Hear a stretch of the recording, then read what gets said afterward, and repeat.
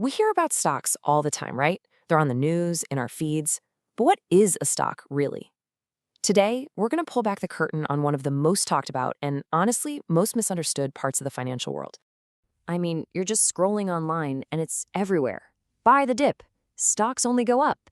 It's all this jargon and hype, and it can feel like you're standing on the outside of some huge inside joke. What are people even talking about?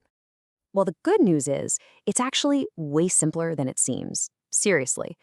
If you can just forget all the scary charts and the frantic energy for a second, it all boils down to one simple, powerful idea: ownership.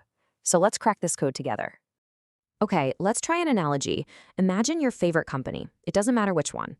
Now picture that company isn't a company at all. Instead, it's a giant, delicious chocolate cake. And the founder decides to cut that cake into, say, millions of tiny, identical slices. Right.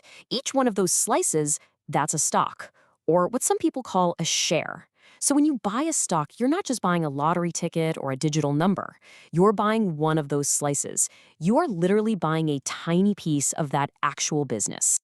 Okay, wait. That's the part that always gets me. If you poured your blood, sweat, and tears into building this amazing company, your cake, why on earth would you just start selling off pieces of it to total strangers? It just feels weird. What's the catch? It's not really a catch. It's all about fuel for the dream. Think about it.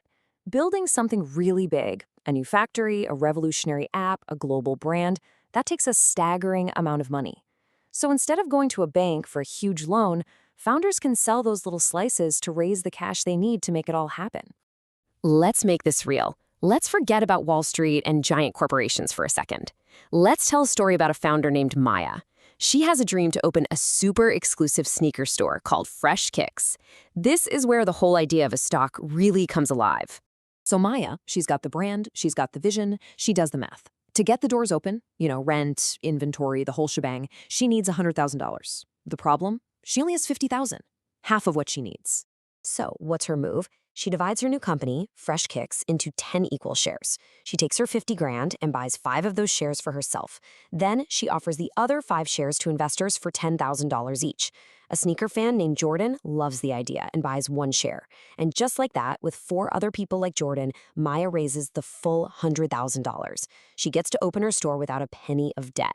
And it works. Oh boy, does it work. Let's fast forward 5 years. Fresh Kicks is a phenomenon. Maya's opened more stores, the brand is blowing up, and the business that started with that $100,000, it's now valued at $300,000. So let's think about our investor. Remember Jordan, the guy who put in that $10,000 at the very beginning? Well, his single slice of the company, his 1 share, is now worth $30,000. If he decides to sell it, he walks away with a $20,000 profit, all because he believed in Maya's dream. Wow. Okay, so that's the dream right there. A $20,000 profit just for picking the right person to believe in. But come on, let's be real. That sounds a little too perfect. Business doesn't always go up. What happens if the hype fades and Fresh Kicks starts to, well, struggle? And that's the other side of the coin. It's so important to understand this. Let's say a bunch of online competitors pop up and the value of Fresh Kicks drops to $80,000. Well, Jordan's 10% stake is now only worth $8,000. He'd be looking at a $2,000 loss. That's the risk of ownership. The value can go down just as easily as it can go up. All right, so now we get the basic idea. There's risk and there's reward. But there's another layer here. When companies sell shares, they usually offer 2 main flavors. And the choice you make comes down to a really interesting question. Do you want to be a VIP or do you want to be a voter? First up is common stock. This is the voter ticket. It's what most people are talking about when they say they own stock. With a share of common stock, you get a say, a vote on big company decisions, like who sits on the board. This type has the highest potential for growth. But here's the kicker. It's also got the highest risk. If the company goes bankrupt, you are the absolute last person in line to get paid. And sometimes that means you get nothing. Then you have the VIP ticket. This is called preferred stock. With this, you usually give up your right to vote, but in exchange, you get priority. You get your share of the profits, or dividends, paid out to you before any of the common stockholders see a dime. And if the company fails, you're ahead of them in line to get your money back. It's the safer, more stable, less dramatic option. So it really is a trade-off then. With common stock, you're swinging for the fences. You want that huge growth potential, and you want a voice in how things are run.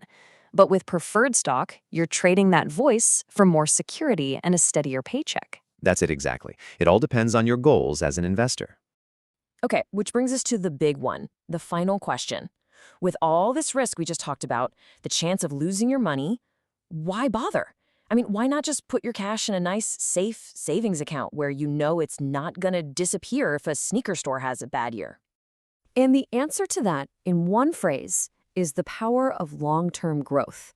That safe bank account, it might pay you 1, maybe 2% in interest each year, but historically, over the long run, the stock market has averaged a return between 7 and 10% a year. That difference doesn't sound like much, but compounded over decades, it's absolutely enormous.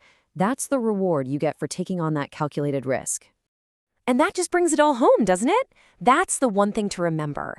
It's so easy to just see numbers blinking on a screen and think it's a video game, but it's not. You're not buying a random ticker symbol, you're buying a piece of something real, a piece of that sneaker store or that tech company or that car maker. You are an owner.